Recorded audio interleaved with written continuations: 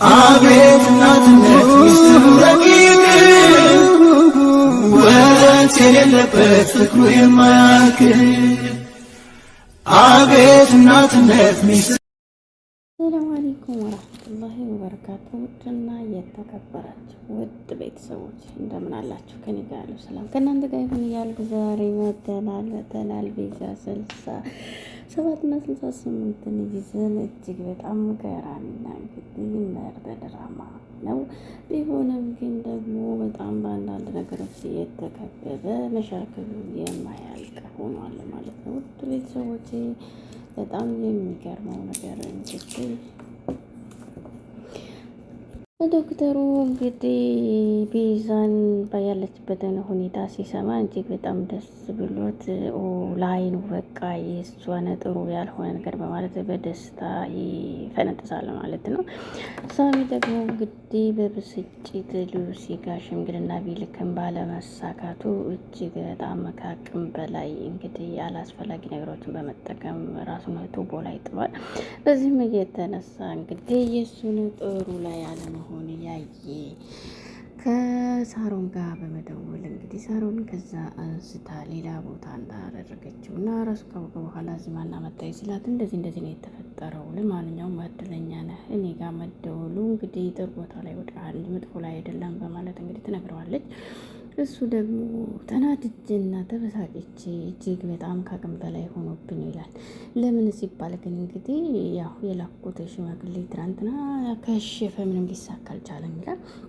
ለምን ይህን ጥያቄ ስታቀርብለት እየሰጠው ምላሽ እንግዲህ ሉሲ እንግዲህ ወይም አያቷ እስከ ትናንት ድረስ ያለችኝ አያቷም ሆኑ ቤተሰቦቿ እኔን እንደሚቀበሉ ነበር። አሁን ላይ ግን ለሌላ ለሀብታም እንዲሁም ለባለጸጋ ሊድሯት እንደተስማሙና ይሄ ነገር እንደማይሳካ ስትነግረኝ እጅግ በጣም ተበሳጭቻለሁኝ ይላል። በጣም በሚገርማ እንግዲህ ሱራፌልና ደግሞ ሮቤል በጣም በሚገርም ሁኔታ ተገናኝተው እኔ እንግዲህ ምስትህን በፍቅር ሳይሆን እየወደቅላት ለገንዘብ ስትል ነው ሲል፣ ለማንኛውም ወደዚህ ከምታደርግ እንግዲህ ለገንዘብ እንደቀረብካት ሲለው፣ በጣም አስቸጋሪ ጉዳይ ውስጥ ሆና አግኝቻታለሁ እንደምፈልገው እንዲሁም እኔ ያለሁበት ሕክምና ውስጥ ነው ያለው። የእሷ ነፍስ እንግዲህ በእኔ እጅ ውስጥ ነኝ። እንግዲህ እኔ ላኖራትም ሆነ ላጠፋት የምችለው በእኔ እጅ ነው። እድሉን ሰጥቻለሁ ተጠቀምበት እያለው እንግዲህ ሱራፌል ደግሞ አንተኔ እንደዚህ አይነት ነገሮች እንዳሰብኩ ምን አሳወቀህ ሲለው፣ እንግዲህ ሱራፌል ያው ገንዘቧን እንደሚፈልግ እንግዲህ ያስመስላል። ከምን እያልክ ነው? እኔ ቤዛን አልወዳትም አይደለም እወዳታለሁ፣ ግን ደግሞ ምንድን ነው በማለት እህቷ ግን ስሟ ማን ነበር? የሉላ ነች አይደል ይለዋል። ለማንኛውም እንግዲህ በቀሉንም ሆነ ገንዘቡንም ለማግኘት እጃችን ላይ ነው ሲለው፣ እንግዲህ ሁሉም ነገር እሷም የኔ ነች፣ እንግዲህ ገንዘቧም የኔ ነው። ስለዚህ ለነሱ ነግራቸው እንግዲህ ወይም ችግር ከመፈጠሩ በፊት እባክህ እሷን አሳልፈህ ስጠኝና የምችለውን ላድርግ እባክህ ቢለውም፣ እንግዲህ ዶክተር ሮቤል የቤዛን ሀብትና ንብረት ብቻ ነው የሚፈልገው። እባክህ ይህን ነገር አቁም ቢለውም፣ እኔ ስለ ራሴ ለማስረዳት ሳይሆን እኔ ያለሁበት የህፃንነቴን ችግሮች በሙሉ አሁን መወጣት ስለምፈልግ እንዲሁም ደግሞ የሚያዝንልኝ ስለሌለ ይህን ማግኘት የምችለው የእሷን ገንዘብ ነው ይለዋል። እዚህ መካከል እንግዲህ ሱራፌል ምንድን ነው የምትፈልገው ሲለው፣ አንተና እኔ የእሷን ሀብት ግማሽ ለሁለት እንካፈለው በማለት እንግዲህ ጥያቄ ያቀርብለታል። ካርታውን እኔ መቀየርም ሆነ ማንቀሳቀስ እችላለሁ፣ እሱም ማን ነው ቢባል እኔው ዶክተሩ ነኝ በማለት እንግዲህ ጥያቄ ያቀርብለታል። ሱራፌል ደግሞ ግራ በመጋባት እየተፈጠረ ያለው ነገር ምንድን ነው ግን? ኧረ ቤዝ ባንቺ ላይ ይላል። በዚህ መካከል እንግዲህ ሳሚ ኧረ ሳሮኔ እኔ እንግዲህ ጎቻን እንደምወዳት አሁን ገና ወቅኩ። እጅግ በጣም በምንም ሆነ በምን ውስጥ በሆንም እሷን ላጣት አልፈልግም። እኔ ያለ እሷ መኖር አልችልም ይላል። ግን እኮ ቀለበት አድርገህ የለም ወይ ስትል አያቷ እኮ ቀለበቱን ሲሰሙ እንግዲህ እሳቸው ራሳቸውን ስተዋል። ስለዚህ ይሄ ነገር ምንም ሊገባኝ አልቻለም። ያለ እሷ መኖር አልችልም ይላል። እንግዲህ በጣም የሚገርም ነው። ልትዳር ያለችው እኮ ከተማ ውስጥ የሚፈራና ባለሀብት ንጉስ እኮ ነው ይላል። እኔ ግን ምን ላድርግ? ኧረ ሳሮን እስኪ ንገሪኝ፣ የሚሻል ለማግኘት ምን ላድርግ ትላለች። እንግዲህ አያትዮ ካልፈቀዱ ምንም ማድረግ አይቻልም ሲል አሳልፈ ስጣት። እንግዲህ ሳሚን ትፈልገዋለች። እንግዲህ ሳሮን ሳሚን ስለምትፈልገው ግን ደግሞ በግድ ቢሆን አስገባት ትለዋለች። ጎቻም አልፈለገችው ይላል። እንግዲህ ከአንተና ከአያት ተብዬዋ ማንኛውን መርጣ ነው? ግን ደግሞ ልንገርህ እንዴት እንደምትወድህ አውቃለሁ ስትል እንግዲህ እኔ ጋር ካገባች እኮ ያው ከውርስና ከጥቅም ውጭ ልትሆን ነው። ሁለተኛም እርግማን ፈርታለች ትላለች። እንግዲህ ለዘመናት የለፋችበትና የምታፈቅረውን ፍቅሯን እንግዲህ ለገንዘብ ወይም ለእርግማን ብላ ልትወው አይቻልም። ምክንያቱም ለዘመናት እኮ እጅግ በጣም የለፋችበት ፍቅር ነው። ተው ይሄን ነገር አስታውስ ትለዋለች። ቲጂዬ እንግዲህ ከሁሉም ጨዋታ ውጭ ስትሆን በጣም የማይሆን ውስጥ በመውጣት ከፍ ብዬ ራሴን ሰቅ ሳደርግ ደግሞ ዝቅ የሚያደርገኝ ነገርስ? እባክህ ፈጣሪ ሆይ እስኪ ፊትህን ወዲያ እኔ አዙር ትላለች። ጥሩ ሰው ፈተና ይበዛዋል አላለችም? እንግዲህ ቲጂ ያንቺም ጥሩ ሰው ከተባልሽ ጥሩዎቹ ምን ይባሉ? በጣም የሚገርም ነገር እኮ ነው ግን እኔ በህይወቴ ለሰው ክፉ ነገር አድርጌ አላውቅም። ጥሩና የዋህ ሴት ነበርኩ እያለች ቁጭ ብላ እንግዲህ የቪዛ ፎቶ ተለጠፈበት ላይ ያለ እንግዲህ ቀጥ ስትል እያጨሰች አጠገቧ ፎቶዋን እያየ ያለ ሰው ይቺ ቪዛ አይደለች እንዴ በማለት ታውቃታለህ እንዴ በማለት ጥያቄ ታቀርባለች። ደግሞ አንተ ማን ልትሆን ነው ስትለው እንግዲህ ቪዛ ትባላለች ብላ ለማስተዋወቅ ትሞክራለች። እንግዲህ እንደ እህቴና እንደ ሁሉ ነገር የማያት ጓደኛዬ ናት። አሁን ላይ ግን የትም እንዳለች አይታወቅም። ለማንኛውም ይች ራሷ ሉላ ነች በማለት ሁሉንም መረጃ አንተም ታውቃለህ እንደ በማለት ጥያቄ ታቀርባለች። የልጅ እናት ልትጠፋኝ አትችልም በማለት እንግዲህ የሉላ አፍቃሪ ደግሞ ከየት መጣ ሳይባል መጣ።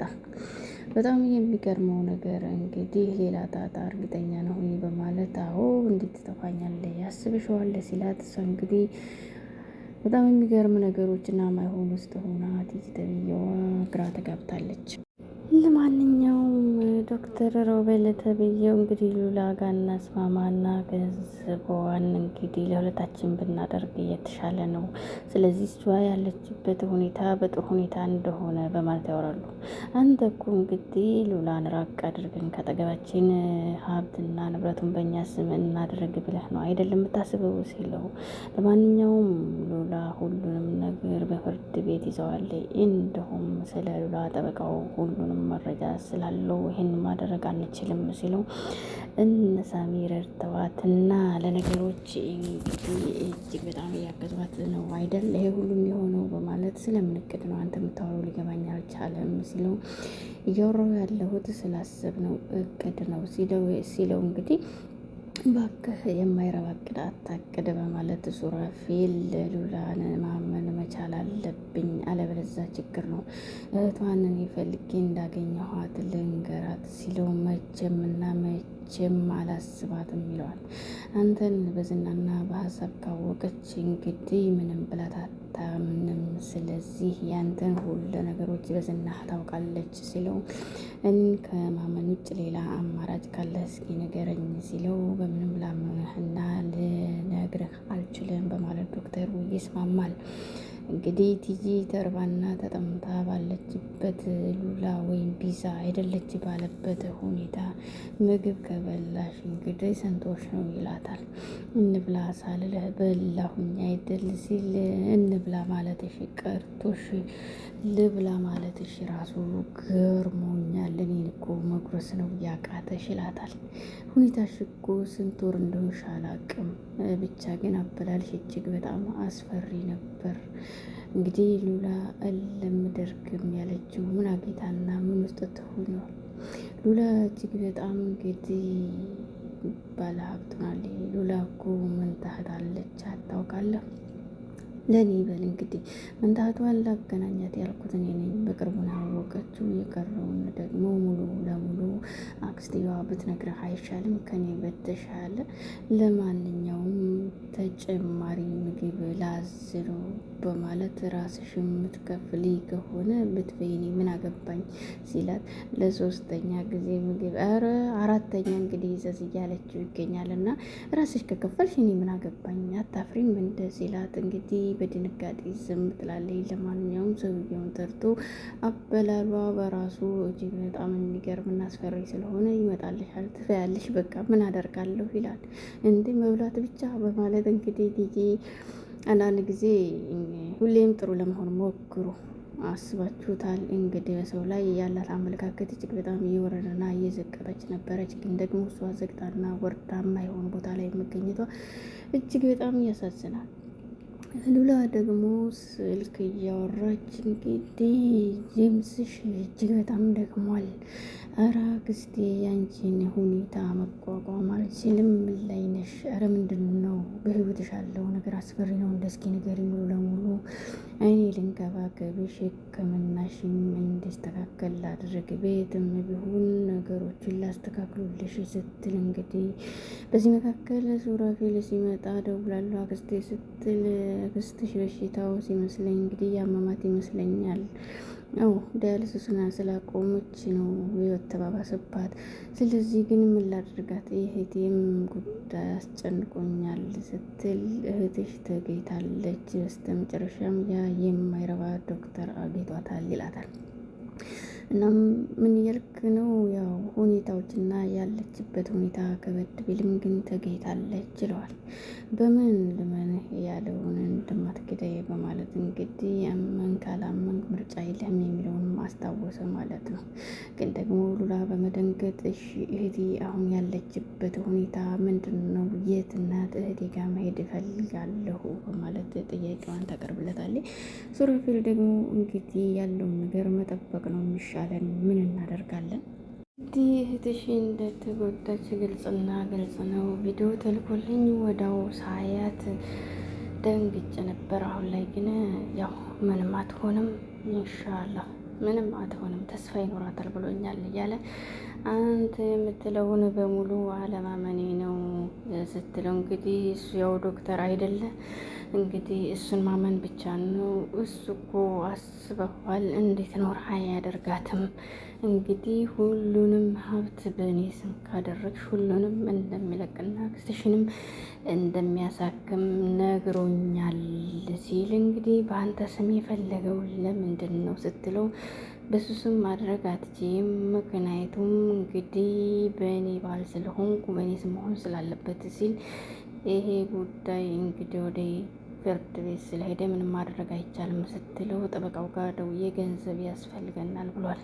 ስለዚህም አንዴ ብቻ እንዳያት ዶክተሩ ከፈቀደልኝ፣ አለበለዚያ ግን ይሄን ላደርግ አልችልም ትለዋለች።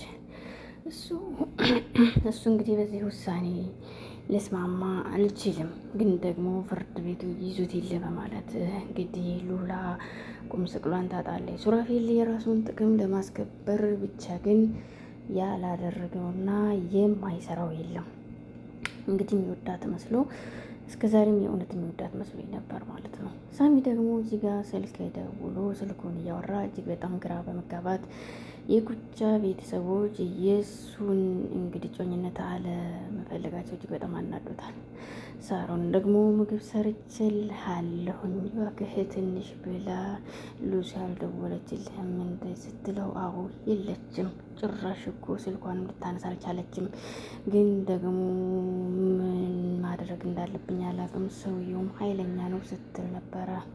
ግን እኮ ደግሞ ምን አድርጓት ይሆን ሲል መቼም አሁን ባለንበት ሁኔታ መቼም ጠልፈው እንደማይወስዳት እርግጠኛ ነኝ ስትል ኦረ የሰፈሩንም ሆነ ከተማውን እኮ የሚቆጣጠር ሰው ነው ስላለች ነው። ስለዚህ ሉሲ ሰውየውን የምታውቀው ነው ማለት ነው ስትል ኧረ በዝና ነው ሲል እንግዲህ አያቷ ለእንደዚህ አይነት ሰው ሊድሯት ያሰቡት ብቻ ግራ ገብቶኛል። አንተ እኮ ቃል ተግባብተዋል ብለዋል ስትል እንግዲህ ኧረ ዝም ብሎ አይሰጥም ቃል እኮ እኔማ እዛው ቤቱ ሂጂ አንጠልጥዬ ላመጣት ነው ሲል እንግዲህ የትም አትሄድም ጭራሽ ቦታው ሂደህ ችግር ትፈጥር ስትለው እንግዲህ ሉሲን ለደቂቃም ቢሆን እንግዲህ አንጠልጥያ ትመጣለሁ እንጂ እሷን አጥቼ መኖር አልችልም ይላል። በዚህ መካከል ሳሮን ደግሞ ስለምትወደው እሱን እየገመተችው ስልኳን ለምን ዘጋችው ግን ለምንድን ነው ጉቻ አንሺ እባክሽ በማለት ቢሞክርም በጣም እንግዲህ በፊት ላይ ጉቻ ሳሚን በመውደዷ እጅግ በጣም ብዙ መስዋዕት ከፍላ ነበረ።